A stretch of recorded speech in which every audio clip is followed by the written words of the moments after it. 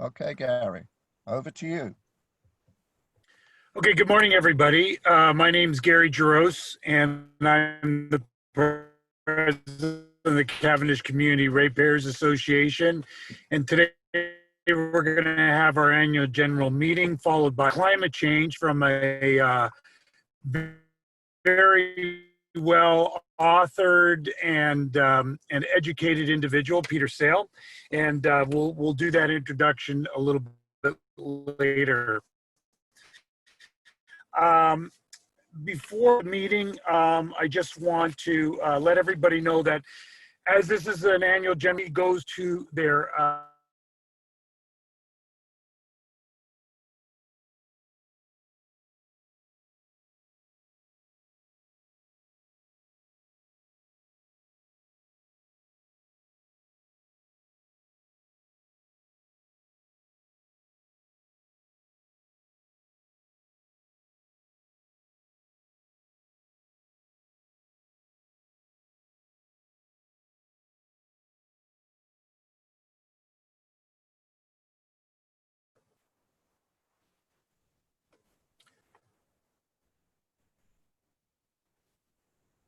sorry about that. We just had a little bit of technical difficulty there. So as I was saying, before we start the meeting, I just want to let everybody know this is an annual general meeting.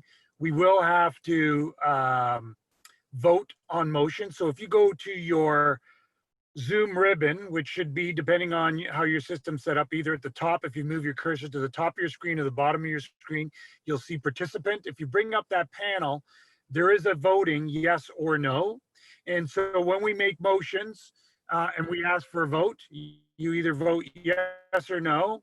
All you have to do is click on it, and we will read out what the vote was, and then we will clear the vote here and move on to the next motion. So I just wanted everybody to know that's how we're going to do that. So what I'd like to do, it's 10:05, I'd like to call the meeting to order and just review the agenda. So as you can see on the screen is our agenda for today. We are first going to review last year's minutes for our annual general meeting, followed by President's report, which I will be providing. We'll go through a financial report, election of officers. We'll move into new business, announce the next general meeting, and then we will be adjourning and moving to our public meeting. So could I have a motion to accept the agenda as presented?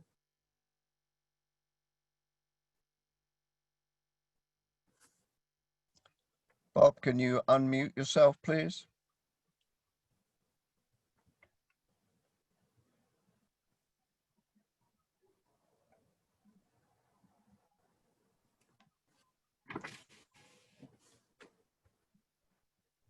Carol, can you make that motion?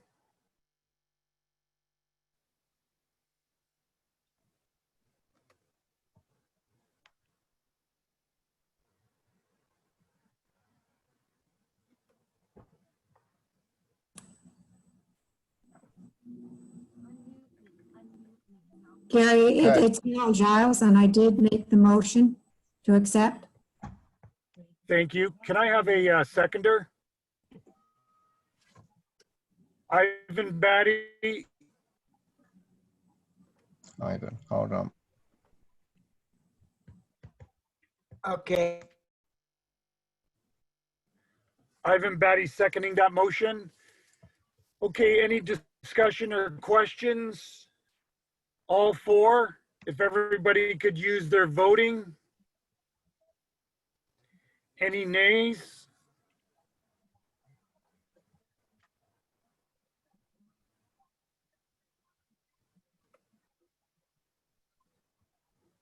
We have 12 yeses and no nos, so the motion is carried. Okay, now we're going to move on to the minutes of last year's meeting.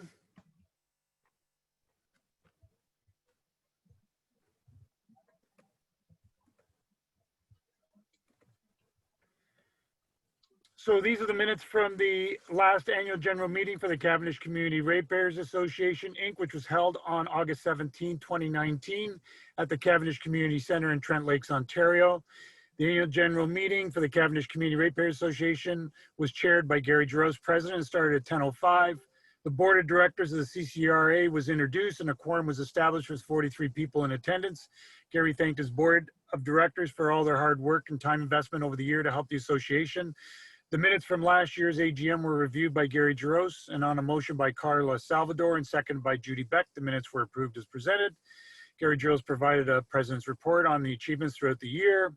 Gary Jaros presented the financial statements and on a motion by Bob Taylor-Vasey and seconded by Ivan Batty, the financial statements were approved.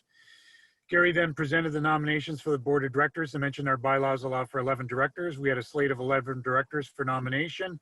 On a motion by Lance Coulthard and seconded by Bev Clark, the nominations were accepted as presented. And when asked for a vote with a majority approving the nominations, the slate of directors was voted in as presented. There were a number of items raised for new business, private docks on municipal land, waterfronts, fire permit education, size of docks and who has jurisdiction. And on a motion by Byron Meyer and seconded by Peter Raymond, the meeting was adjourned at 10:30. I'd like to make a motion to accept the minutes for the annual general meeting of the Cavendish Community Ratepayers Association on August 17, 2019 as presented.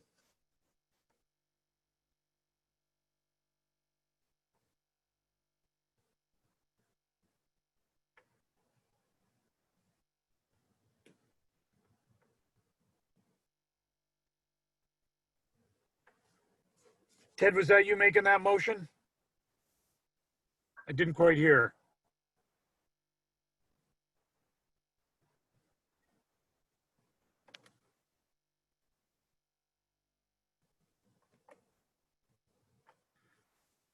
Les, can you make that motion?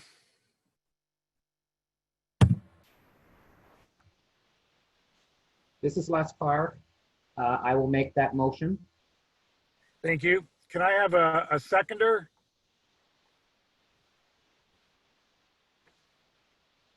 I'll second that. I'm able to unmute. Thank you, Ivan. Ivan Batty. Thank you, Ivan. Okay. Any discussion or questions? All four, please vote. Any nays? I'm seeing 13 yeses, no nos, motion's carried. Thank you. Okay, and now we're going to move on to the president's report. So just very quickly, over the year, the CCRAI holds about a half a dozen meetings.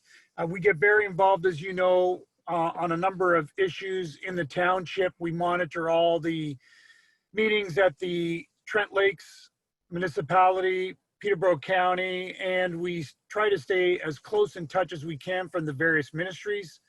Over the last year, we continued to monitor the Waste Management Advisory Committee, working through Peterborough Waste Management. As you know, we're trying to find a solution for green bin organics waste. We also did a very extensive research and evaluated the facilities master plan for Trent Lakes. They had a consultant prepare a report. We came back with a recommendation that was a little bit different than what the consultant was providing, which provided a lot of cost saving and productivity enhancements. And basically the consultant report was looking at going to a centralized roadworks depot. Plus it was also looking at replacing fire halls, community centers, because we have an issue with fire halls in that because our fire halls are old, we're paying a premium for fire trucks because we have to have them custom made to fit in the small buildings. So our recommendation was, given the fact that the fire halls and the roadworks depots are all co-located, we said if you've got to replace them over the next 10 to 15 years, then you should be looking at replacing them and making combined buildings, shared infrastructure, et cetera. And then we also talked about how they need to look at other strategic imperatives within the municipality, which they have focus on, but need to be looked at as it relates to some of these infrastructure projects, such as green energy, greenhouse gas reduction, et cetera. And so as it looks where we're heading on that one, very favorably. They're looking at a hybrid solution where in fact there will be some combined buildings, but in the interim they will be doing some rebuilding of Roadworks Depot up in Galway, because it must be done, and also some work in Buckhorn in the short term. So a lot of good work by my board on that one. As it relates to Beaver Lake Road, the recent remediation that was done, we did get engaged with Jewel Engineering, because while they did a great job from the first bridge out to the end, there was still some concern about what was being done on the first section. We wanted to remove some of the dangerous corners and some of the humps, and we believe a lot of that was done. We did hold a number of public meetings over the years. You see from the dates, we had Peter Lillico again, who is an estate and succession planning lawyer. He did a presentation on Trust the Cottage, protecting the family cottage and saving taxes. We had Leora Berman, who's the co-founder and COO of The Land Between, came in and did a presentation. Jessica Todd from Peterborough Waste came in talking about recycling and giving us an update. And as usual, we had Paul Smith come in to give us an update on the Kawartha Highlands Signature Site Park operations update.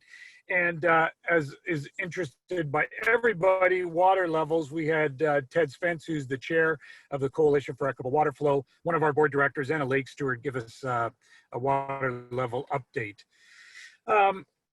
We also had Carol Armstrong give us a municipal update last year. Janet Clarkson, or earlier this year, I should say, in June, Janet Clarkson gave us a mayoral update. And then we had a presentation on the Eastern Ontario Regional Network, which is the organization looking at building high-speed internet infrastructure in Eastern Ontario. We had Jay Murray Jones, who in addition to being the warden for Peterborough County, is the CEO of the Eastern Ontario Regional Network. And then David Fell, who is Jay Murray Jones is the chair. David Fell is the CEO, and he gave us an update on their capital projects and plans. Then we also had Dr. Eric Sager from Trent University and Fleming College give us a presentation on aquatic vegetation, and then another follow-up water levels presentation.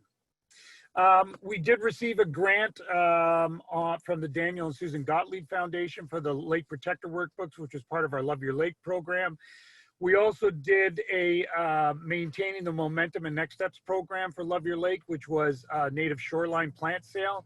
And we did sell about $1,500 worth of plants, most of them subsidized by the CCRAI to those people who either donated or volunteered for Love Your Lake program. We did the Norco Deepwater testing of our lakes. We did an article on Love Your Lake for the KLSA. And then because we are a community organization looking into the pandemic early this year, we did do a donation to the Community Care Buckhorn and Trent Lakes Outreach of $250 to each of those organizations. And for the 507, because they're losing advertising revenue, we have made a motion to donate $500 to support the 507 Express, because they allow us to do all of our articles and reports and advertisements in there. More recently, we're working on a letter to the Ministry of Natural Resources and Forestry regarding the logging in the Catchacoma Forest. And we're doing that to support also the activities by a group formed recently up in the Catchacoma area called the Catchacoma Forest Stewardship Committee. And that wraps up the President's report. I did also want to mention that we do have a new CCRAI website. So we used to be part of the Cavendish Community website. We've now created our own. It is ccraiassociation.wordpress.com. As you can see there, our June 27th meeting, which was recorded on Zoom, you can go there and watch the entire meeting, as people will be able to do for today's meeting. And in there, we talk about all our different programs, when our meetings are, and we also have a water levels update. Most importantly, because we are not having people come into our meetings, we are running way behind in terms of membership renewals. Our application is on that website. We ask everybody to continue to support our efforts and to reapply for membership. It is the cheapest membership around at $20 and provides the greatest return on investment. Again, just another site on our, another page on our site. As you can see, there's our AGM public virtual meeting, August 15th, which you'll be able to see the recording on. With that, I'll move on to the financial report. So from our financial report, our balance as of June 30th of last year, we had cash of $5,888.62 in the bank. We have treasury bill investments of $32.15.33, and our petty cash at the time was $81.10 for a total of $9,185.05. Over the year, we did collect $3,748.73 in deposits. A little over 2,000 that was memberships. We did get an additional $1,420 for Love Your Lake donations, a whopping 60 cents in account interest, and the $263.13 was the remaining amount from the grant after we paid for all the lake protector workbooks for the Love Your Lake program. In terms of disbursements, we had total disbursements of $4,359.59. The vast majority of that was insurance, about $1,500. Another $1,500 was for the plants that we subsidized for the Love Your Lake program. And then beyond that, it was membership in other organizations such as NORCLA, Coalition for Equitable Water Flow, FOCA, etc. So our balance as of June 30th is $5,277.76. Our current petty cash balance as of June 30th was $110.25. Our T-bill received interest of $37.58 for a new total of $32.52.91, and our total funds available for disbursements as of June 30th was $8,640.92. As you can see, as of August 15th, we have about 50 memberships renewed. We typically have around 200. So we have a long way to go, and I'm going to ask again for everybody's support to renew their membership. Simply go to the website, fill in the application, email it to CCRAImail@gmail.com, and you can e-transfer in your membership fee to that same email address. So could I have a motion to accept the financial statements?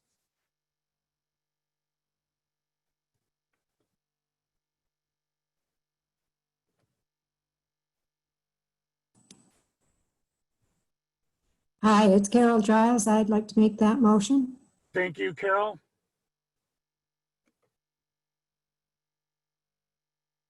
Peter Raymond, I'll second that motion. Thank you, Peter. Any questions?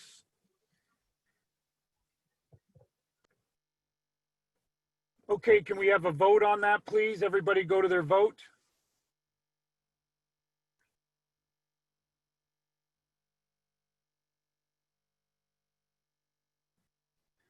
I have 12 yeses and no nos. Motion carried. Thank you.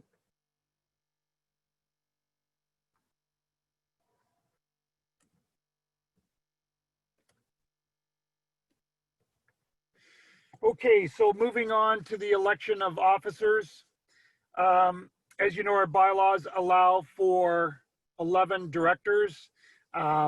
These are the 11 directors that we currently have on the slate. We did not receive any new nominations. Everybody has agreed to stand for another year on the board. I would like to introduce my board. Ivan Batty, who is on Ketchikoma Lake, Les Clark, who's on Salmon Lake, Jack Clark, who is on McGinnis Lake, Kathy David, who's on Beaver Lake, Carol Giles, who's on the Ketchikoma Narrows, myself on Mississauga Lake, Kevin Lee, who's on Mississauga Lake, Karina Luoma, who's on Mississauga Lake, Peter Raymond, who is on Edwina Drive, Ted Spence, who's on Ketchikoma Lake on McKee Island, and Robert Taylor Vasey, who's on the river. A lot of the work that we do throughout the year on things like the Roadworks Depot, the Master Facilities Plan, the Waste Management, which kept our cards and got us out of the quarterly restrictions, is all the hard work of everybody on my board, and I'd like to thank them for their work throughout the year. And with that, could I have a motion to accept the slate of directors as presented?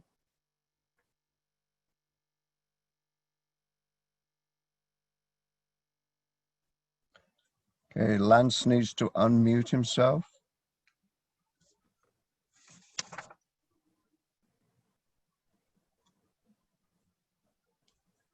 And Mitty needs to unmute himself.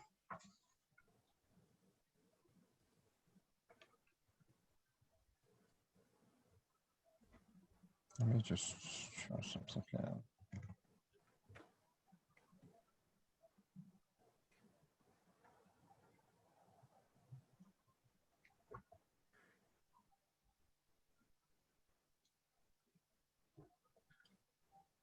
Greg, did I see you raise your hand? Sure. Could you make that motion, please? Yes, I'll make the motion to elect that or accept that list of board of directors. Thank you, Greg. Can I have a seconder?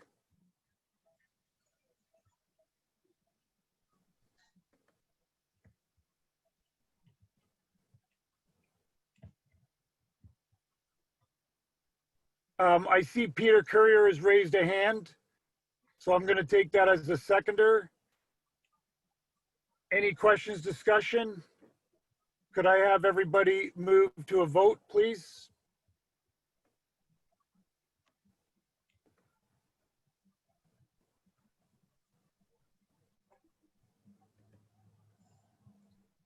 I'm seeing 13 yeses. No nos, carried. Thank you. Okay, moving on to new business. Peter, if you could just unmute everybody, and if there's any new business that anybody wants to bring forward for the meeting, what you'll need to do is first unmute yourself, identify who you are so we can capture it in the minutes, and then pose your new business.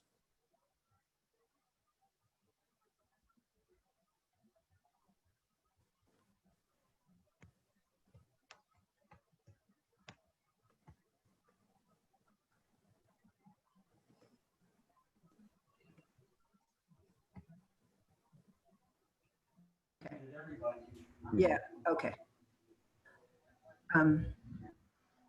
Anyone can unmute themselves right now if they wish to talk. Hello. Hello, Identify yourself, please. my name is Carolyn Murray. I'm on Mississauga Lake, South End. This is really, it's a question.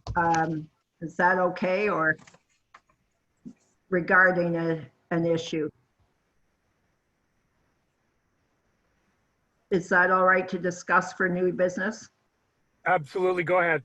Okay, so we were wondering, I'm sure this has been brought up before, about noise bylaw or ordinances on this lake or these lakes. And of course, we're thinking of the high-speed whiny boats that come through, even lawnmowers that are on Sunday morning, the jet ski boats.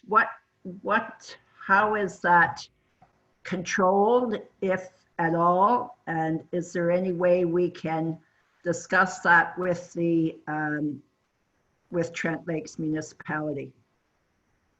Okay, it's Gary Giroux. So number one, there is a noise bylaw in the city, and we can distribute that out. And basically, if I recall correctly, and Peter Raymond may be able to correct me on that, but for example, lawnmowers, you cannot use them on the weekend before 9 a.m. in the morning. So that would be the same for chainsaws, leaf blowers, etc., that type of thing. Unfortunately, snow blowers are out of that because, sometimes snow blowers are required to get people out of their driveways. So there isn't a restriction on snow blowers, but there is a list and there is a bylaw. Now, you may be aware that the township, on our urging, outsourced bylaw enforcement to a company because we had only one bylaw enforcement officer who worked from basically 9 to 4:30, Monday to Thursday, or Monday to Friday, wasn't around on weekends. There was nobody to call. It was, and most of the calls are on weekends. They have now outsourced bylaw enforcement. So if you believe there's a bylaw infraction, there is a number to call. If you go to the Trent Lakes website, the number is there. I can't recall what it is offhand. If you know by chance, interrupt me.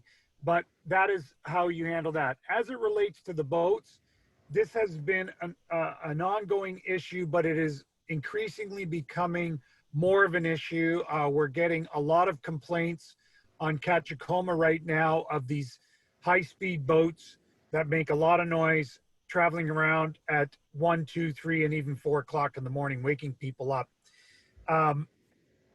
And the water is under Transport Canada, which is, basically a federal regulator. We have talked to the OPP here as most recently as 2 weeks ago and talked about it. And they basically said, they were out on Catchacoma and they said, you have to call into this number.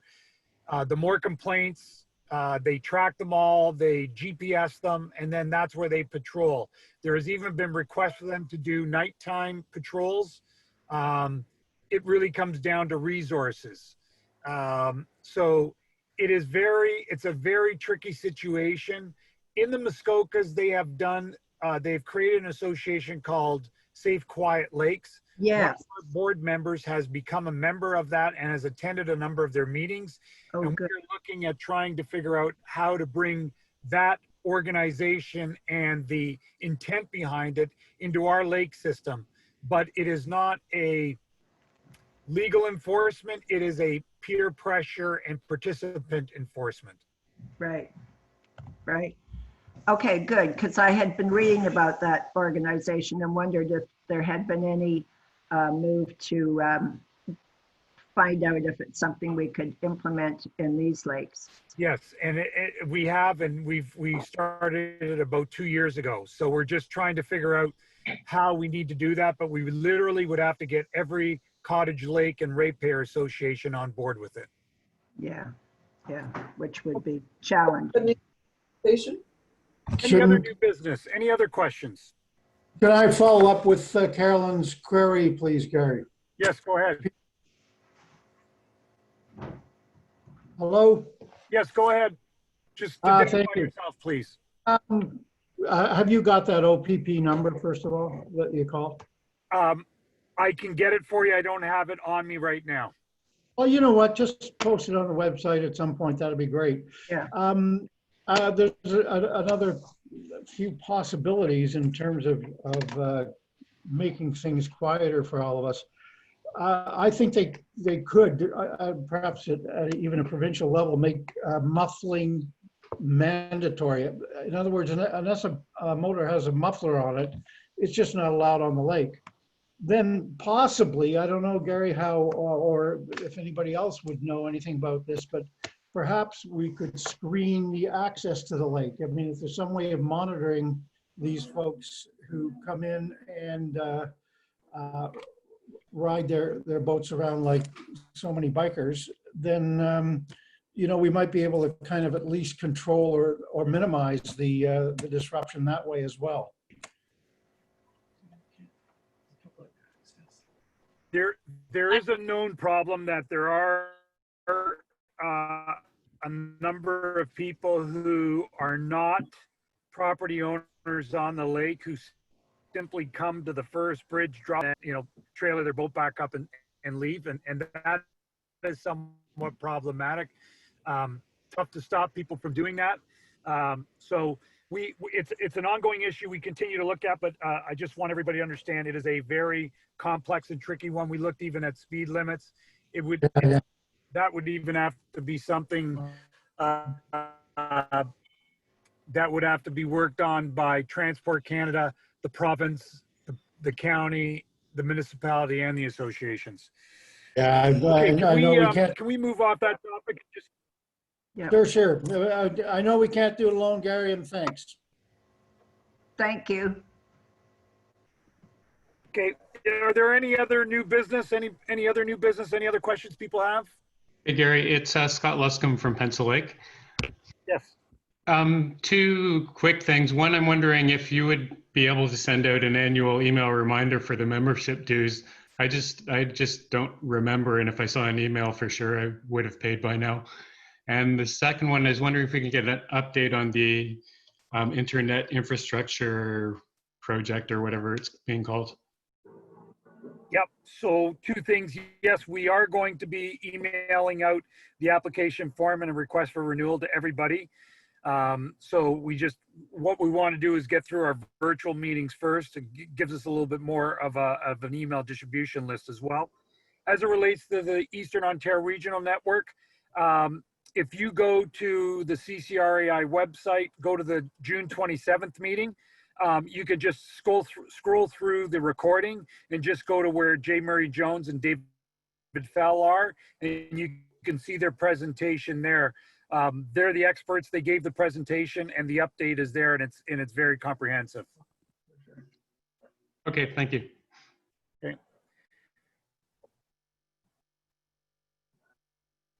Any other Okay, questions? Gary, I think we New need to business? move on now. All you have to do is unmute yourself and, okay.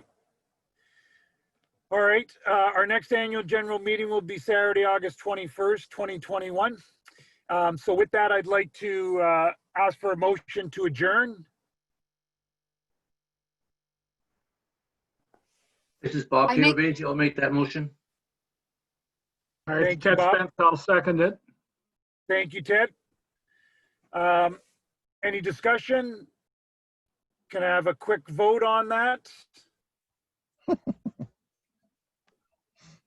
I have one person who wants the meeting to continue, I bet that was Ted. and 10 who would like to adjourn. So we're gonna call that motion carried. Thank you, everybody, for your time, and the meeting's adjourned. Okay, a little bit tough to do that by Zoom, but thank you, everybody, for your quiet cooperation.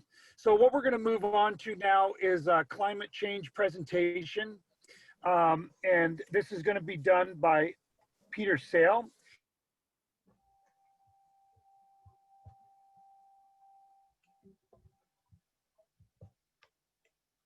Oh.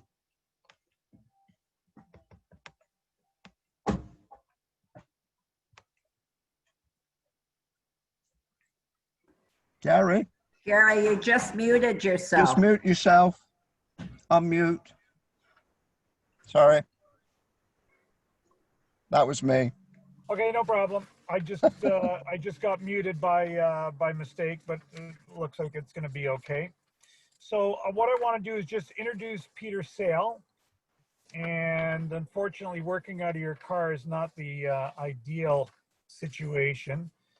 So I need to find my notes. But Peter Sale is a professor emeritus at the University of Windsor. He is also an aquatic environmental scientist, and he has authored a number of books, is a leading expert on climate change. And what he's going to do is take us through a presentation today on climate change in the Ontario region and the context of the larger global issues. And with that, I'd like to turn over the screen to Peter and let him take over the presentation.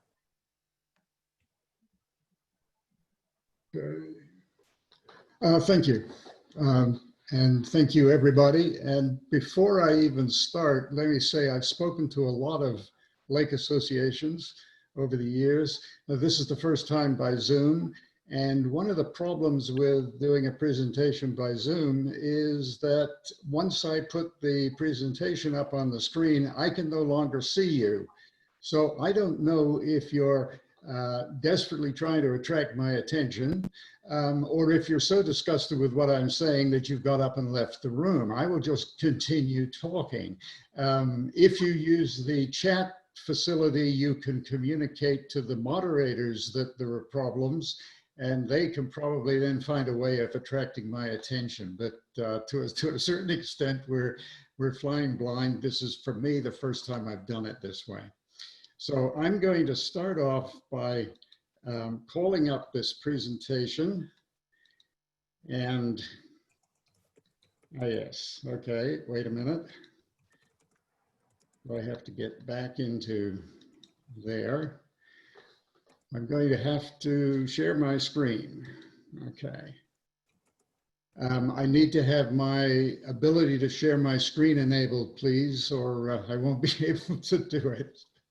I've got a note here saying the host has disabled screen sharing. So It should be okay now, Peter. okay, I'll try again. Okay, here we go. Here it is, share. Okay, we're set. Now, just if I activate the program, there. Now, I do have some, that's right, I want to change that to active speaker here. Okay. Now, what you should be seeing, if you're seeing what I'm seeing, is the presentation, and you've got my face in the corner to tell you that I'm still here. And as I say, I can't see any of you. So here we go. Welcome to the Anthropocene. And last few years, I've been beginning talks by welcoming people to the Anthropocene, because most of us don't know that that's the time period we're living in. We used to live in the Holocene. The Holocene is that geological period that started at the end of the Pleistocene glaciation about 11,000 years ago. And all of human civilization has developed within the Holocene. The Holocene was a remarkably benign time on the planet, very uniform climates. You could depend on things. Now we're in the Anthropocene, and it is very different. We're in a changing world. It's changing on geological timescales incredibly rapidly in a number of ways. And those changes are all caused by us. And this makes it absolutely unique on the planet, because this has never occurred before. And so we're on a relatively wild ride into the future. So welcome. The other thing I've found over the years as I've talked about climate change is that the need to discuss the science in detail has been reduced because while there are still a few skeptics around there who like to believe in their alternative facts, most people understand that something is happening and that we are causing it, and defending the science is no longer needed. What we need to be doing is talking about what the hell we're going to do about it. And the thing that is concerning me at the moment is that while we understand and accept that climate change is happening, most of us do not fully appreciate that this is a really big deal and that it is really going to affect us, not some group of people we don't know in the far distant future. So this is a serious topic. So how much is climate changing? Well, right here in Muskoka, where I'm based, our lakes are open 3 weeks longer than they were in the 1970s. This graph on the right of the screen shows in the blue line, the ice on date for the time at which ice formed across Dickey Lake each year from 1975 up to fairly recently. Dickey Lake is a small lake just south of Lake of Bays. It was in the mid-70s, late November. It's now mid-December. The ice off date, which is in pink, gets slightly earlier over the same time range. And so we have these 3 weeks extra of open water. And that is caused by a change in the climate. We're also seeing more severe flooding. This is Bracebridge Falls in 2019. This is downtown Huntsville in 2019. And most of the water that you can see in this image is supposed to be dry land. That's downtown. The floods of 2019 were fairly significant. The floods of this year were a lot more modest, but we can expect future flooding to also be severe. We're currently moving towards an average warming of the global, of the climate of the planet by about 4 to 6 degrees by 2100. And that may not seem like very much, but that is an enormous change to the climate happening over a very short period of time. One of the interesting consequences of that changing climate is that the warming that we have already caused has set sea level in motion. Sea level was effectively constant for the last 6,000 years until very recently. It is now rising. It is rising at an increasing rate, and the heating that we have already caused is going to cause sea level to rise for at least 1,000 years. And that's because the processes involved that lead from warming of the climate to rising of sea level have lots of lag time in them. It takes a long time to melt glaciers. And so things we've set in motion up until now are going to continue for 1,000 years. If we continue warming the planet, as we're undoubtedly going to do, sea level rise will continue even longer. Our major cities around the world are built at the sea level. That was a sensible place to put cities, and sea level didn't move. It's moving now, and we're going to have problems all over the world because of that. So in 2019, the Canadian government, Department of Environment and Climate Change, produced a report on Canada's climate changing. And one of the main points in that report was that Canada is warming at twice the average global rate. And this is because we're a northern country. Though the world has an average warming rate, the actual rate is lower in the tropics and higher at the poles. And Canada being a northern country, we come out at about twice the average rate. So Canada is already over a degree warmer now than it was in 1985, 1995. We're 2 degrees warmer already than we were in pre-industrial times. We're clearly going to be warmer than that by the time we bring it under control, assuming we do. The other important message about the Canadian climate is that precipitation is going to increase for the most part in Canada. That is also starting to happen. Now, this is a graph from the report of the average Canadian temperature, which you'll admit is a funny concept because that's averaging Leamington, which is sort of the banana belt of Canada, with the far north Arctic and the west and the east, and try to get a sort of an average. But the average temperature in Canada is shown, and these data actually show everything up until 2005, 2006 as real data, and then it's projected from there. Now, why the government wasn't able to include the actual data up until 2019 and then do a projection from there, I don't know, but this is the graph they produced. And what they have there is 2 different projections into the future. The red line is what I call business as usual. This is the track we're on. This is what we're doing in warming the climate, and this is how the Canadian climate is going to behave. And we're very likely to see 7 degrees warmer by 2100 than it was in 1985. And that's a profound change in temperature.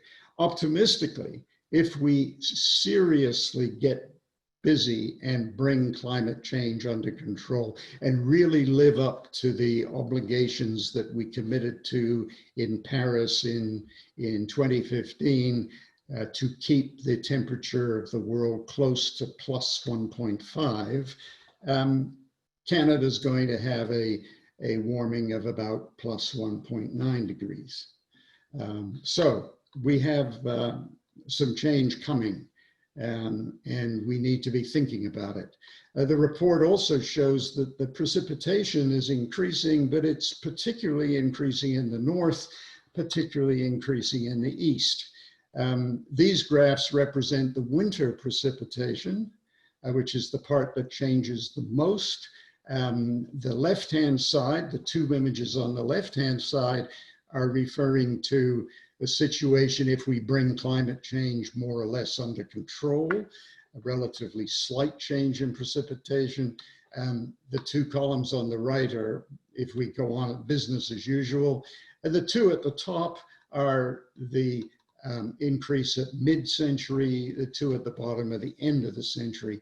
And the scale at the bottom here gives you the change in precipitation. So completely white would be 0 change, The dark blue is a 50% increase. The dark orange, and you'll see there's no orange on this map, would be 50% drier. So the north of Canada is going to get a lot wetter, but even down here in central Ontario, you can see some significant change by the end of the century in precipitation. And this is the graph, again, from that report looking at precipitation change for the average across all of Canada, which is a crazy thing to think about because you have wet places like British Columbia and you have dry places like Western Alberta, and we average it all together. But this is the sort of zero change in precipitation over a long period of time. There was year-to-year variation, but the average was pretty well constant. And then we start this increase as climate change kicks in. And this is the business as usual graph showing a change that by the end of the century could be as much as 45% more precipitation than it was just a few years ago. And the more optimistic line, the one where we get cracking on climate change control, have an increase of 11%. So we're going to get wetter. And that's better than getting drier in many, many ways. There are parts of the world that are going to get severely dry, and that is very difficult to deal with. Now, the more interesting question, of course, is what does this mean for cottage country? And I haven't forgotten I'm talking to a cottage association that's really interested in your particular part of the world, not the whole average. I've already mentioned 3 weeks of open water on Muskoka lakes. Your lakes would be very similar, probably comparable data may well be available, particularly closer to Trent University, where people have recorded stuff over time. In 2014, the Muskoka Watershed Council, with which I'm affiliated, undertook a study to look at the local impacts of climate change in our region. And we produced this report in early 2016. It's on our website. It's written in English. It's written for real people, not for scientists, but it does include some science. And I encourage you to download it because much of what we say would pertain to your part of the world as well. So the approach we took was very simple. We asked 3 questions. What's the climate going to be like? What will be the impacts? What actions should we be taking now to prepare for it? And we only looked at mid-century on the grounds that, you know, most people don't really care about what's going to happen 100 years ago, 100 years into the future. They're really more interested in what's going to happen over the next couple of decades as their children and their grandchildren grow up. So that was the approach we took. What's the mid-century climate? And this is what we found as the average change for Muskoka. Now this graph has got 4 lines on it. 2 in blue are the present climate and 2 in red are the mid-century climate. We're talking about the climate, not the weather, so these are just averages. But each of those lines represents the average daily maximum and the average daily minimum temperature for every month of the year.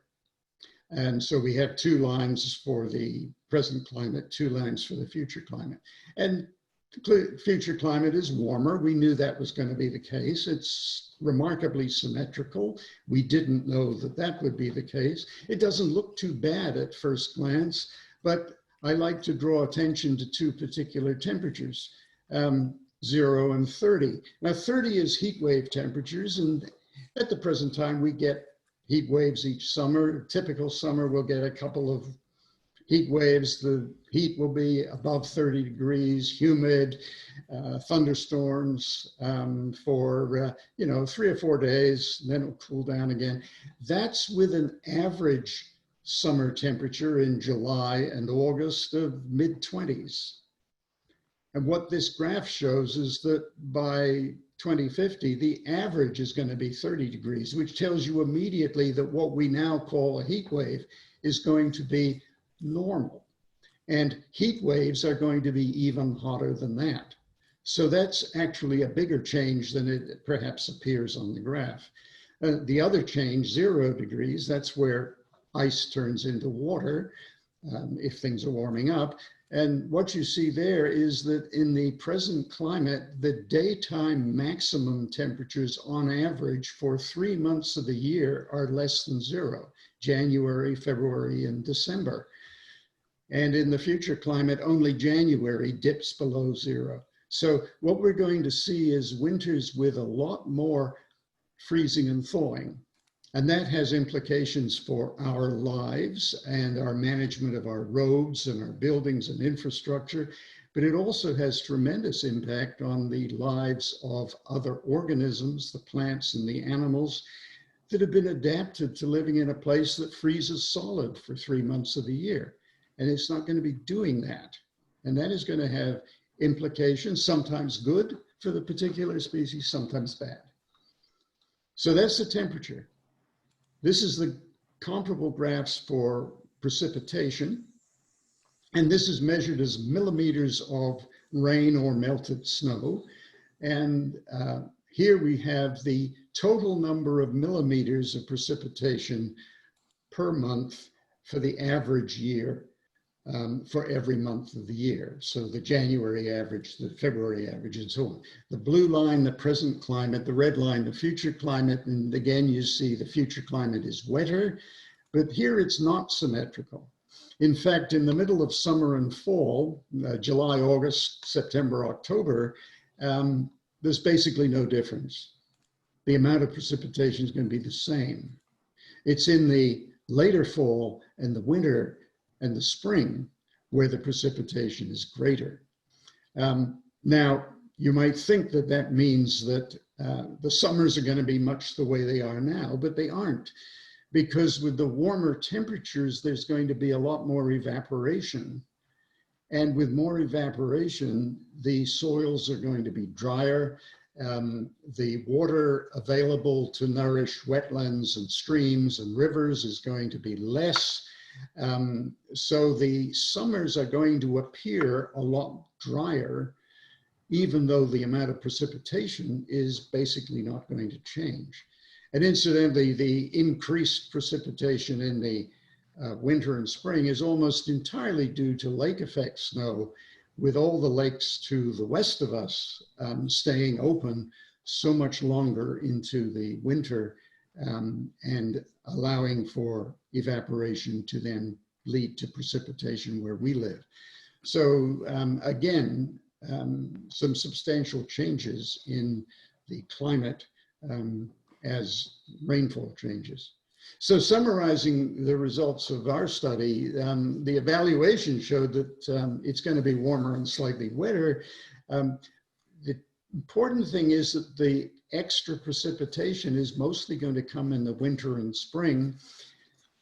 And this means there's going to be an increased flood risk. In fact, the imbalance between precipitation and evaporation, with extra evaporation in the summer and extra precipitation in the winter, shifts the dynamic so that the flood risk is surprisingly increased. We did some modeling that suggested that in our region, the average spring flood would involve 3 times more water flowing than at the present time. And, you know, we don't usually talk about floods that are 3 times bigger than the year before, but that's what we're talking about. The thing we couldn't measure with our approaches, but something we know is going to happen, is that with a more energetic, warmer atmosphere, the storms are more pronounced, more severe. And so this precipitation that we're going to see is going to come in fewer but more pronounced storm events. And we're seeing that already. I mean, we're seeing tornadoes in Muskoka, and you used not to see tornadoes in Muskoka. So this is a different world we're already entering. That's the climate. What's it doing to the environment? Well, the lakes, as well as being warmer, that means they're going to be biologically more active. There's going to be more production going on. There's more things happening in this longer growing season. There's lots of pluses to that, but there's also some minuses, like increased risk of algal blooms. Lakes that currently get algal blooms will get them more frequently. Lakes that currently have never had an algal bloom will start getting them. Algae are necessary. They're an important part of the environment, but we don't really want algal blooms. There's all sorts of implications there, and they're going to come.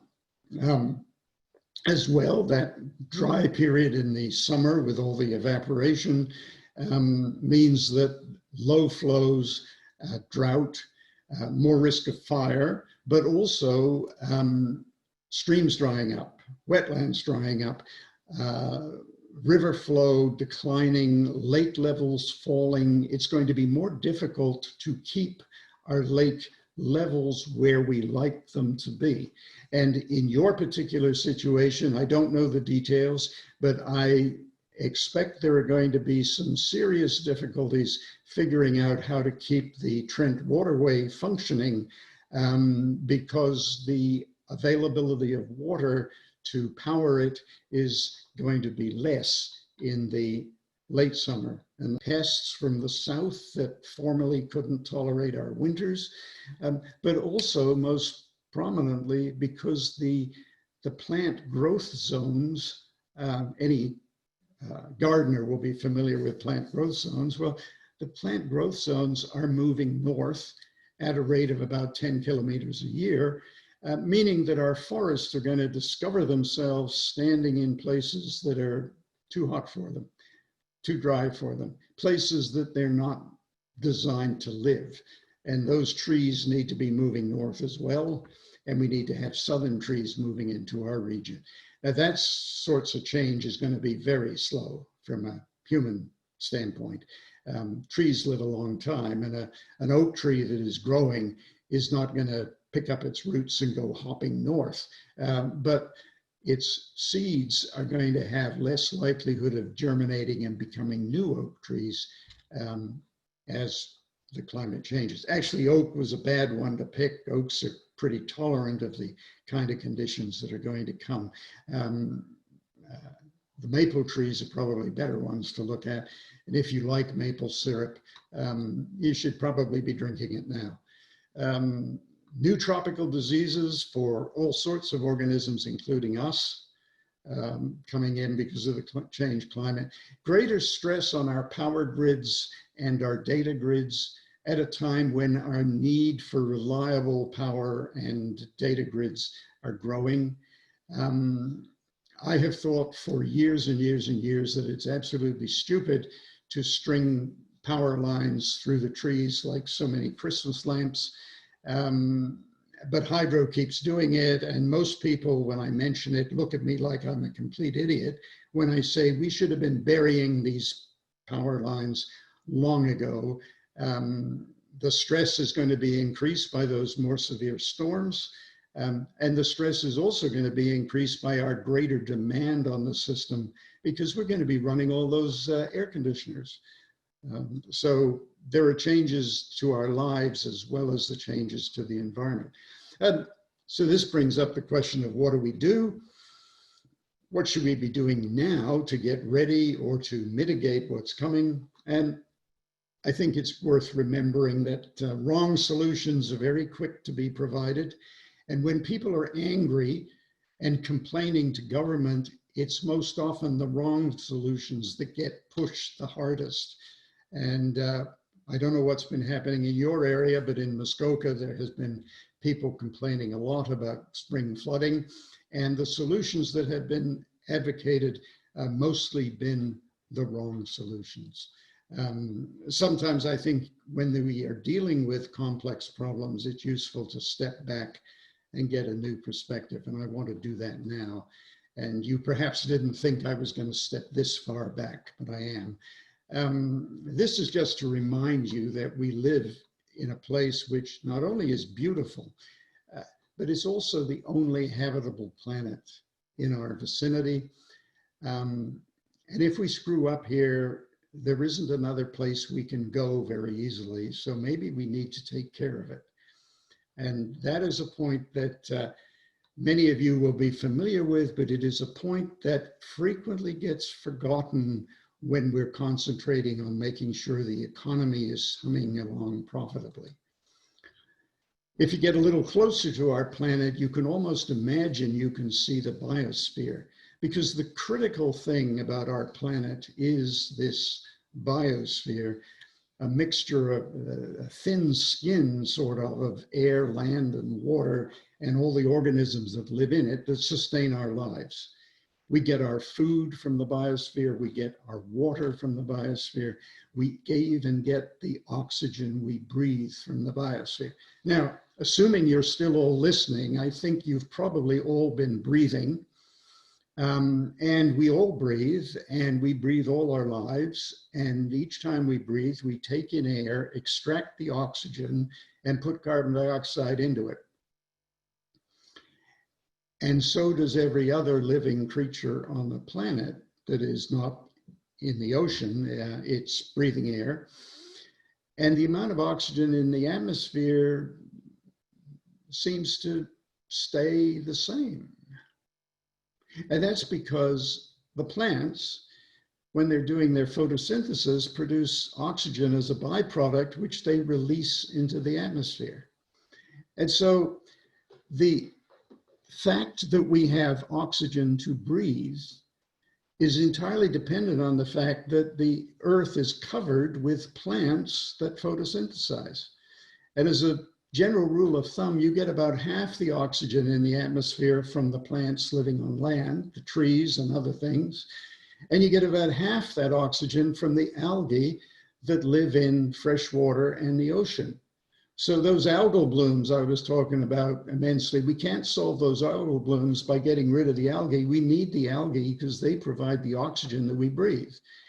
Those breaths you've been taking as you breathlessly listen to my talk, those breaths, every other one of those breaths is due to the activity of algae producing oxygen, and the others are due to the trees producing oxygen. So we're connected intimately to the biosphere. We're part of the biosphere, and we have to look after the biosphere in order to look after ourselves.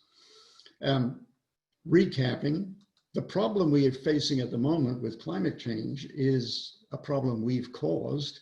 It's one we understand. It's one we don't yet fully appreciate. We are way more powerful than any other creature has ever been, simply because of the huge numbers of us, but also because of our innovativeness and our ability to create machinery that generates things and uses energy and all the rest of it. No other creature has an economy like ours. And as a consequence, we have an enormous amount of power on this planet. And we've been using that power with not much thought to its impact on the biosphere. And the problem now is that we've got to start using our power to steer the planet.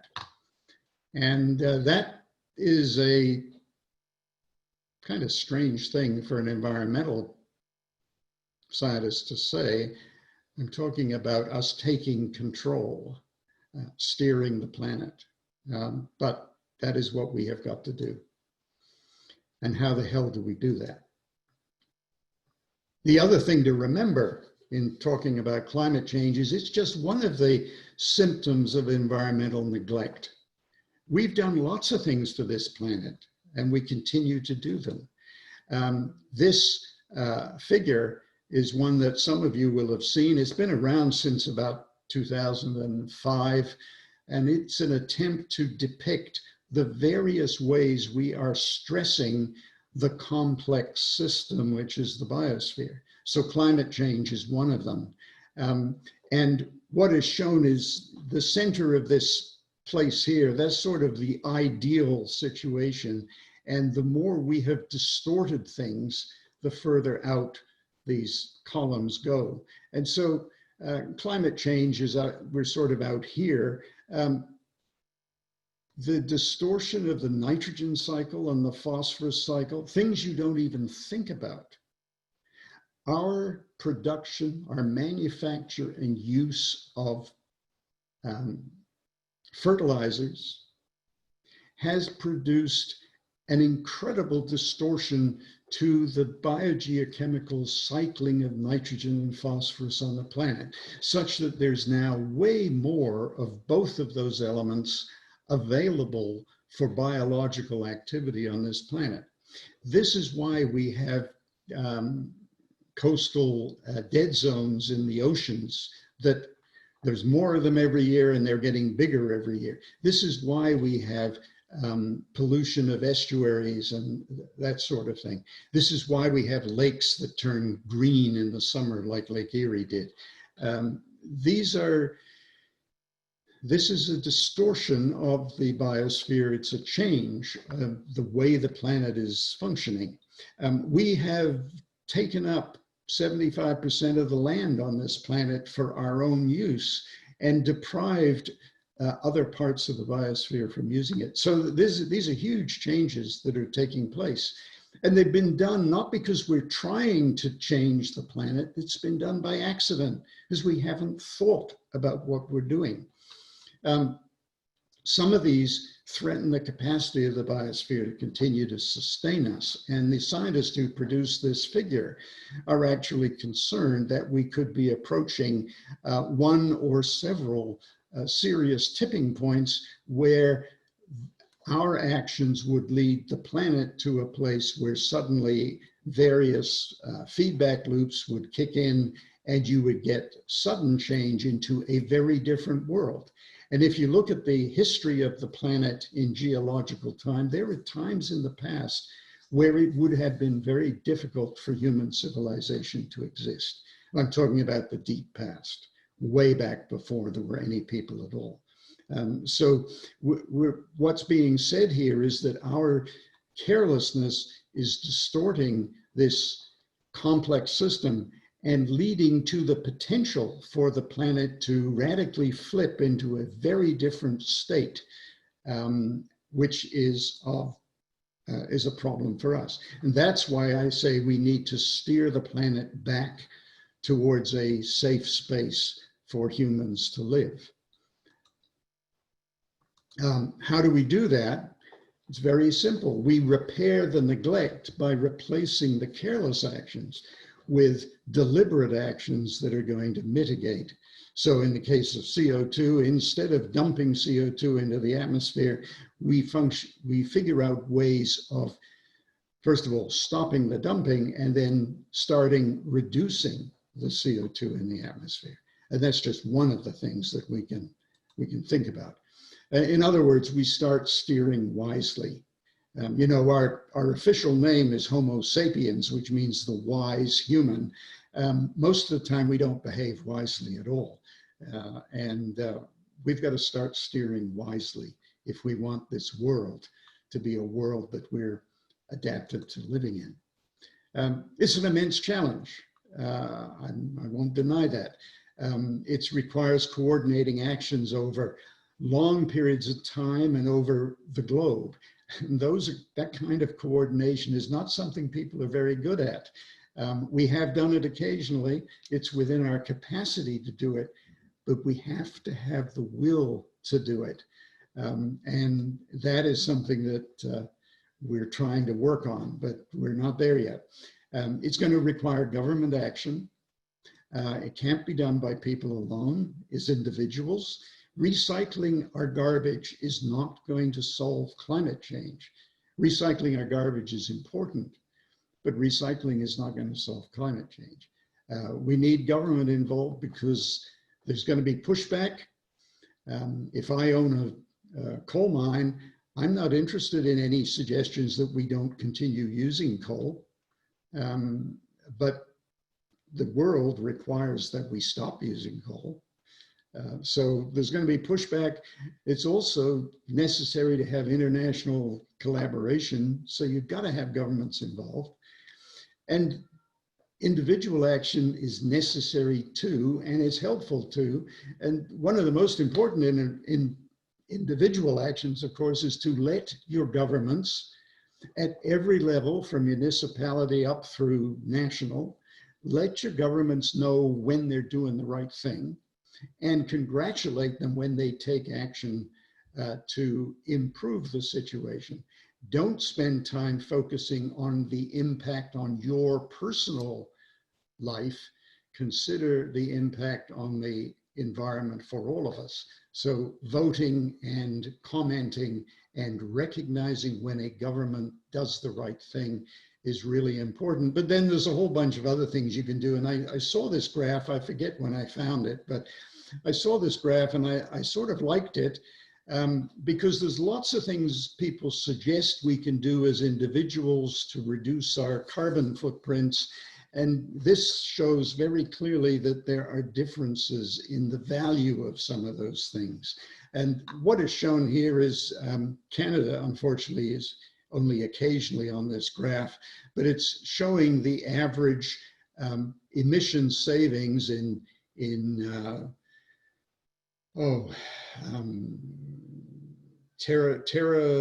I forget which, that's a big bunch of CO2 per year. It's a significant measurement in reduction. So that's the significant reduction in CO2 per year for a person in that particular country to take that particular action. And the reason it varies between countries is it depends on the relative amount of those kind of things you're already doing. And if you stop doing them, what does it do? And what it shows you is that, for instance, upgrading your light bulbs is a good thing to do, but it's not going to play a huge role. But living car free or avoiding a transatlantic flight each year, those are hefty contributions. And I particularly like this column here. It's way bigger than any of the others. And that's the carbon benefit you get from having one fewer children than you were going to have. Children are expensive in lots of ways, including in your carbon footprint. So now, while we're talking about individual action, we also need to be careful about tokenism. It's very common for people to be tremendously proud of some little move they've made. It's good that they made that little move, but they probably can do more. As a personal example, I have a plug-in hybrid car. I absolutely love it. It's the only one like it that I've seen in Muskoka. It's a Honda, and there aren't a large number of them on the road. I'm very proud of it. I'll talk about it incessantly to people. I could be also putting solar panels on my roof, and I could be changing my diet. There's a whole bunch of things I could do to further reduce my carbon footprint, but I don't. To a degree, my car is my token, and tokenism is one of the problems we've got to guard against. Bringing it finally back to Central Ontario and critical needs, and I've got 3 more slides, I think. Critical needs in Central Ontario. I'm not going to give you a long enumeration. Incidentally, the report on climate change from the Watershed Council has a list of recommendations that are worth reading. But I'm going to talk more generally about the needs. One of the needs is we've got to be, if we want to retain the kind of environment we have with these beautiful lakes, these wonderful forests, we want to retain that environment into the future, we're going to have to be a lot more attentive to environmental needs than to human wants. Just because I want to do something and I own a piece of land should not give me the right to do it. We need to think about what that environment needs. So that's the first thing. We certainly need greater protection for our wetlands, our shallow waters, and our shorelines. These are the parts of the system that are going to be critically important for maintaining lake health as the climate changes. We have protection in place for these, but it's relatively weak protection, and a lot of the protection is guidelines and it's ignored. And quite frankly, lakes are not supposed to have lovely shorelines, nice and clean, so that you can walk down and not get anything icky between your toes as you walk into the water. That's not the way they're supposed to be. And the more we clean up our foreshores, the more damage we do to the lakes. So greater protection, a lot less tolerance of non-compliance. We are remarkably tolerant people. We watch our neighbors doing things that we know are not allowed. Maybe the neighbor is bragging about building whatever it is without a permit. And we don't get upset about it. We still treat that neighbor as a normal, nice human being, a contributor to society. Well, we've got to be a lot less tolerant. The rules we have are weak, but the rules we have are mostly there because there are important issues, and those rules are needed. In my view, they need to be a lot stronger. We should not be tolerating lack of compliance with the rules. There are people who assume that the cost of doing the wrong thing, i.e. paying the fine or whatever, is part of the cost of building. That's not true. That is a social cost. It is a cost that means you are not part of the group that is trying to look after the environment. So much less tolerance of non-compliance, even when it's legal non-compliance. You know, grandfathering has been taken to the most ridiculous extent in cottage country, to the extent that a piece of land with a fallen down shack of a cottage on it is more valuable than a piece of land that's never been built on, because the fallen down shack is much closer to the water than you're permitted to build now, and you can tear it down and build on its foundation, claiming that you're simply renewing it, and therefore it's grandfathered. That's ridiculous. It should not be permitted, but all across Ontario, municipalities permit that. We should not be tolerating that. And then finally, we need to be rethinking the relative importance of the rights of property owners and the responsibilities of property owners. Just because I own a piece of land does not give me the right to do anything I want to it. We need to think about that. And we need to get that way of thinking embedded in our conversations, in our attitudes, in our bylaws, in our governance. That's what we need to keep Central Ontario beautiful. Controlling lake levels and floods and all those things, we need a few careful actions. And I want to finish, this is the last slide. I want to finish with a comment on integrated watershed management.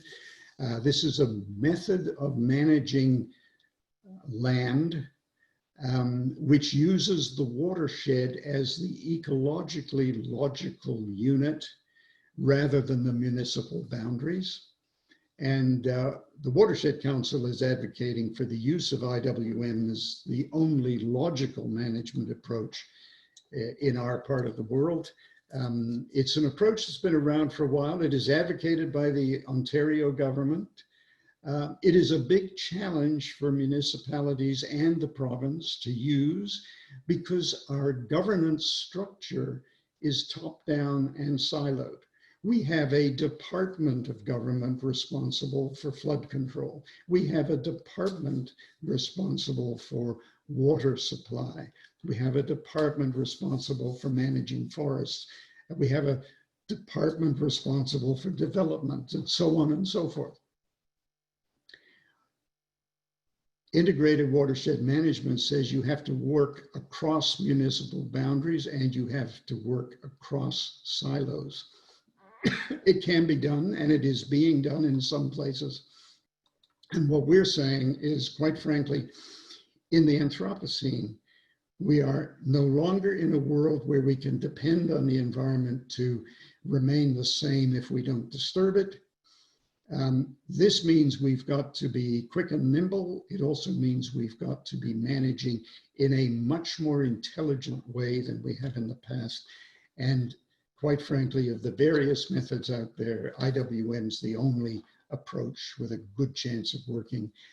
We have a report on IWM on our website, along with the climate report. And again, I encourage people to download it and think about it. So that's where I wanted to get to. We're in a time of change. many kinds of change. I could have talked about the pressures due to development, which are radically changing our lakes. I earlier heard your questions about noise from big boats on our lakes. I can remember when the boats on the Muskoka lakes that were big had enormous outboard motors of 40 horsepower, and people had lots of fun. But now 40 horsepower, you don't even use that to, nobody has a motor that small. So we need to think about how we are changing this world and whether we want to allow it to change in that way. And we need to be much more skilled in how we manage the world. So thank you.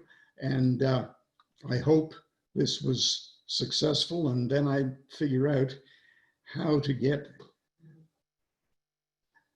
to stop sharing the screen. There we go. Okay.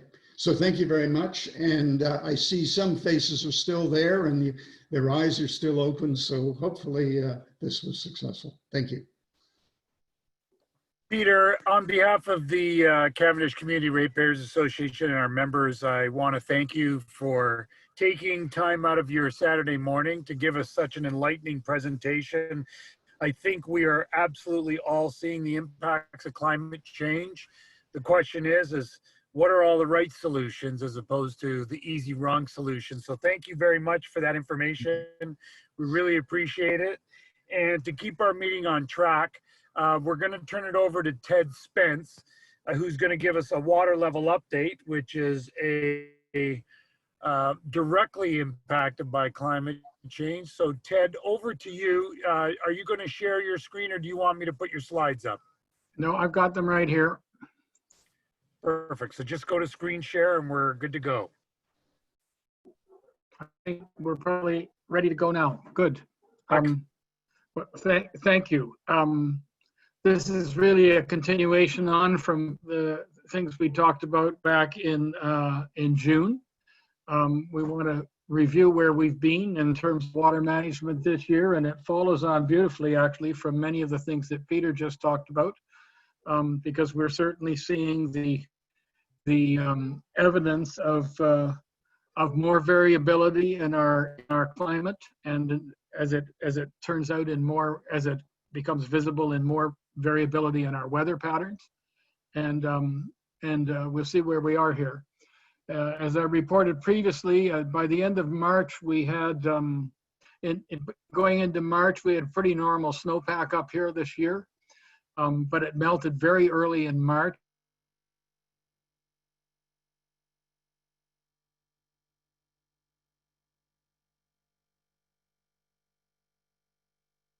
Storage so that they could deal with extreme spring rains like we've had 3 of the last 5 years. But what happened, of course, was that beginning in early April, the snow was gone, the lakes were at about 90% full, and it stopped raining. We had exceptionally dry conditions from April all the way to the middle of July. In April, we had sort of normal total rainfall, but most of it fell in the last 2 days and just went into the bush that by then was so dry. So beginning way back in the spring, Trans-Severn reduced the flow on the Otonabee River down through Peterborough to its minimum levels already. This is what we call integrated water management at the watershed level. It's not quite the same as watershed management, but it's a good step in the right direction. They were already in May and June reacting down south to conserve water through the whole of the watershed rather than just in the reservoirs. And so what we saw was a drought that continued essentially until the 17th of July when it started to rain. And early in July, they had started the drawdown of our lakes, so we were starting to see some pretty low levels. And I would say the drought ended on the 17th and 20th of July when we got our first really significant rain across the whole of the Trent Basin. The rains we had up then were just thunderstorms, and they were hit and miss. And as you all know, they mostly missed the Mississauga lakes. And then as we came into August, in the first 5 days of August, actually up in Halliburton, they measured 166% of the normal total rainfall for August, all in the first 5 days. And since then, conditions have changed. Let me just, these slides will be on our website and you can take a look at them. This is just the precipitation by month as measured at the Halliburton Weather Station. In May, we had 73% of the normal precipitation. In June, we had 72%. In July, we had 110% basically, but nothing before the 17th. And then in August, we had 166% already in the first 5 days.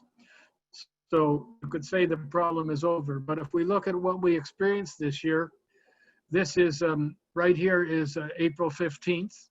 This is when we were about 90% full with our lakes, and it's quit raining. And you see our levels started to decline. And at this point, our lakes were probably 25 centimeters or more, like almost a foot below normal for that time of year. And with the lack of rainfall, it took all the way until the end of June for us to even get close. This brown line is the long-term average water level. The blue is the actual for this year. It took us till way into June to actually get close, and it took us till yesterday to get within 2.5 centimeters or an inch of our normal water level for this date. So the problems that were perceived over the last 3 months were real, but they weren't impacting us very much. And the good news is that as of this week, we've come back to the normal level. Now, the bad news buried in this is that each time that Trent Severn has tried to bring the water levels up in our reservoirs, they've reduced the flow in the river. And this has had big implications for the cottage community on the river, and also for the and also for those of you who try to canoe the river, or the access to the campsites in the provincial park down the river. It's interesting that Trent Severn has very actively managed water levels this year. Each time there's been rainfall, even localized, they've adjusted dams to try to store additional water. Here you can see, in here is about the 17th of July when it started to rain.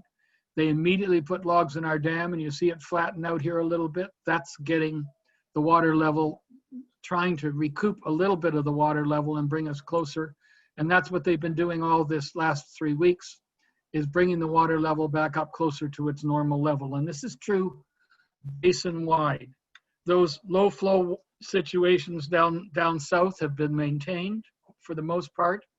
Both of the conservation authorities south of us, Autonomy Conservation and Kawartha Conservation, are on the level 2 low water warning still, because of the low levels in wells and in wetlands and so on. This has been an exceptional drought, more extreme than we saw in 2016.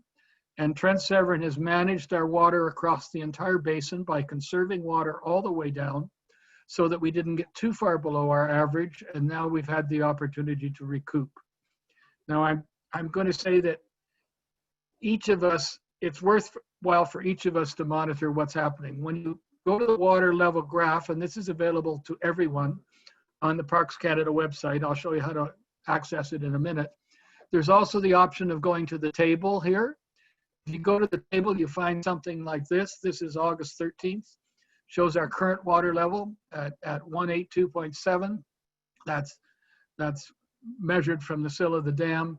The average on the date should be 1.85. So there we are, within 1 inch or 2.5 centimeters of the normal level for the date. But the important thing in this graph, which runs for 30 days, is you can see how much the water level is changing each day. And you can see it was actually, you can see how much it was dropping or how much it's coming up each day if you compare day to day. And you can get an impression yourself of what's happening to the water level and how rapid that change is. This is the other document that's available from Trent Severn at this time of year. And this is the drawdown forecast. It comes out every Tuesday. And if you look down here for Mississauga Lake, what it's doing is it's showing us, it's showing, let me go back here. It's showing us for Mississauga Lake that on On the 10th of August, our water level was 1.83, and they project it'll be 1.74 by the 24th. That's based on the assumption of no rainfall. It's based on their planned operations, and that's not very much. I mean, that's only 8 or 9 centimeters over a 2-week period. That's really much less than we were experiencing 2 or 3 weeks ago. But for each person, if you look at these 3 documents, you look at the water level graph, you look at the table that shows you how fast it's changing, and you look at the 2-week forecast, you can tell what to expect. And if you have a shallow shoreline, you shouldn't be surprised when the water level finally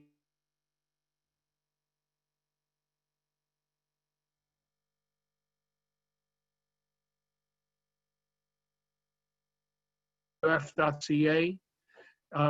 Every week we post the drawdown forecast when it comes, usually on Tuesdays. Over to the right here, the top link on the right is the TSW water levels website, where you can get to the water levels and the drawdown forecast, and also sometimes to the water management updates when they issue them. So that's basically my presentation. We have experienced some exceptionally low water levels this year, but never more than about 10 inches below normal back in June. And now we're pretty much where we should be for this time of year.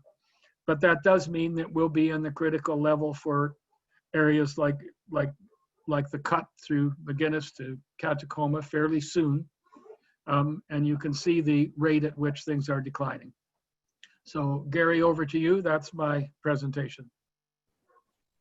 Okay, Ted, thank you very much for that water level update and a nice follow on from Peter Sales' presentation on climate change and the impact of climate change. So with that, I do want to be sensitive to everybody's time. We said we would try and wrap up by 11:30. It's 11:35. Want to thank everybody for their participation in the meeting. We hope you enjoyed Peter Sales' presentation and Ted's presentation. Again, please, if I could endeavor to ask everybody for their ongoing support to renew their membership with the Cavendish Community Ratepayers Association. We will be sending out the application to all the emails that we have. Please, pass on the email to some of your friends and family. The work that we do is all volunteer, and we try to run programs, as you know, to protect the environment, primarily lake and water quality. We look at logging and mining issues, safety and security of our homes, tax issues with the township, within our township, and these are the kind of items that our board gets involved in and does to serve and provide better service and availability to all of our members. So thanks again for your. We'll call the meeting to a close and thank everybody again for their attendance.